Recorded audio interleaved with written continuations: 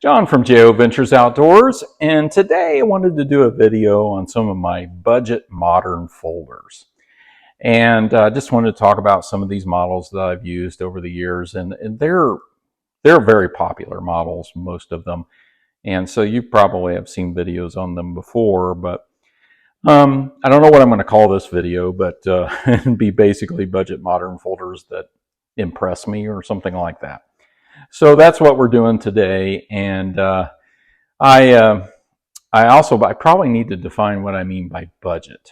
When I looked up the prices here on these folders, the most expensive was I think around $70.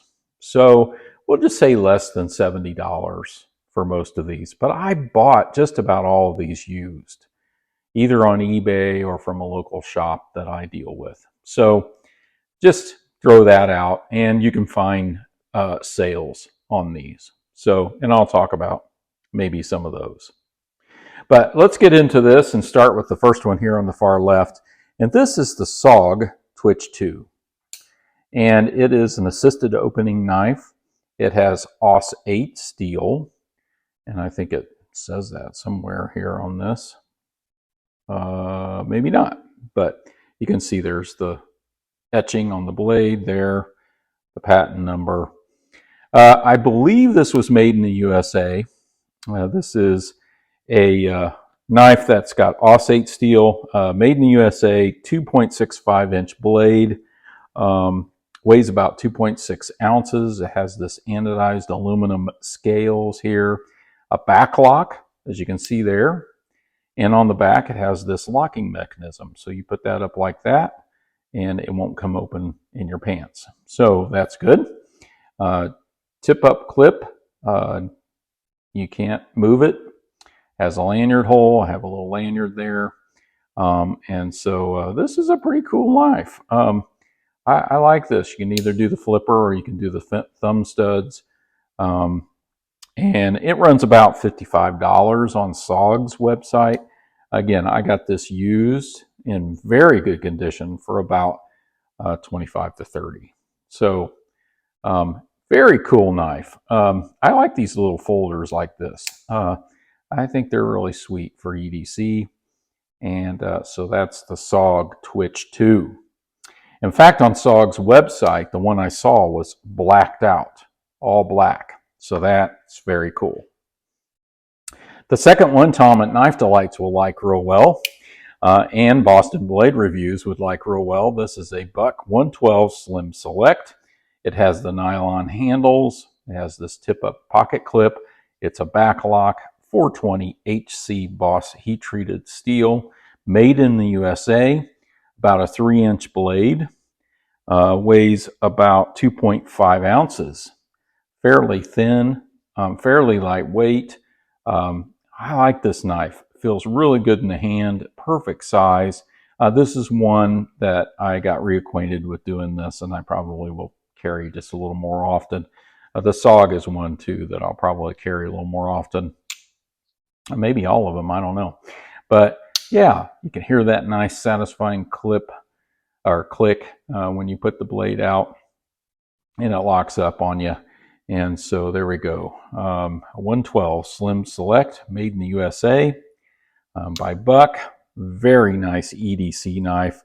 Runs about $39. So don't know what website I got that off of, but that price, but that's what I found. The next one is the Ontario Rat 2, and this is the AUS 8 version. You know there is a Rat 1. It's made in Taiwan. It has about a 3-inch blade. There is a D2 version. There is a Rat 1 that's bigger. These are nylon scales. You can get these in all different colors. The pocket clip is 4-way positional. So up, down, reverse sides, you name it. This, I bought this one for $25. I actually saw it on Blade HQ's website for $35 right now. I think it was on sale. This has incredible action. I love this. Is a fidgety little knife. It's the Randall's Venture Training exclusive knife, and very popular, very popular. This is an excellent budget EDC knife, and I would highly recommend this. You can see I've carried that a little bit.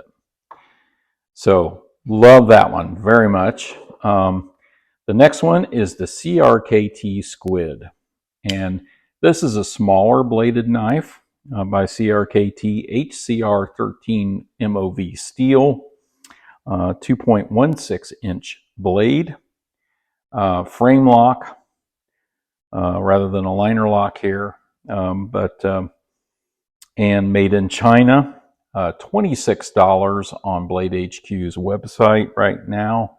And I'm sure the prices vary depending on where you get it. Has all different versions. They have upgraded steels for this one.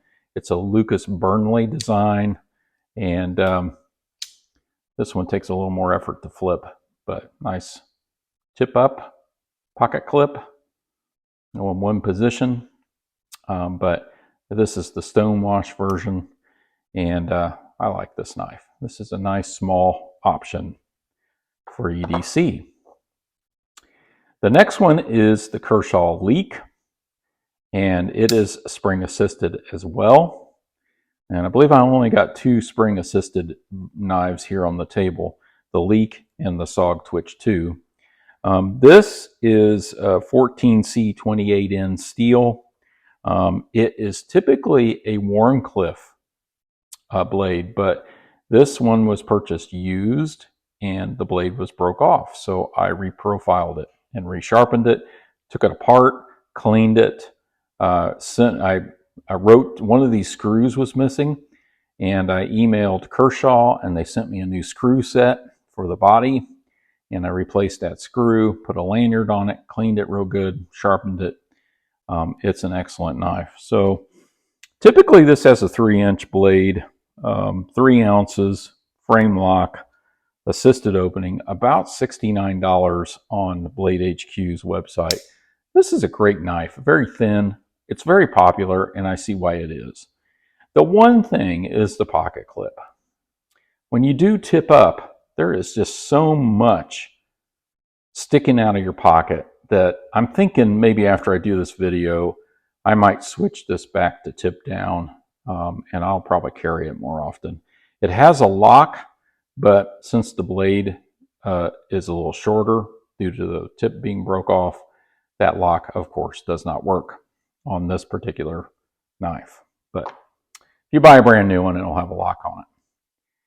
Then the last one might be a little controversial. This is actually the Sanrun Moo 710. And they changed the name after a while to 7010. This is a Chinese knife. I should say that's made in the USA, the Leak is. This is made in China by Sanrun Moo. It's tip down carry only, frame lock, steel construction here. It's got 12C27 steel from what I could see on the websites.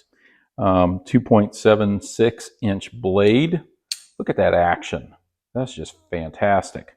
I bought this used off of eBay for with shipping and everything. It ended up being close to $20, but you can buy a brand new one on Amazon for $21.80.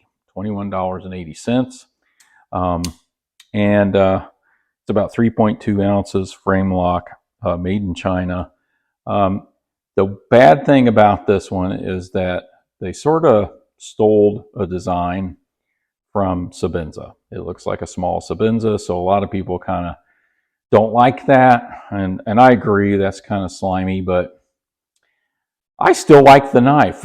So I guess sorry if I disappoint you in that, but I like the knife. There are some things I don't like about it. It's a little sharp on the edges, especially the thumb studs.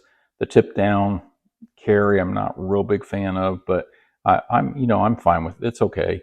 I do like the action on it, and I do like the size. I see why people like this knife. This is very popular. So that's the Sanrun Moo 710.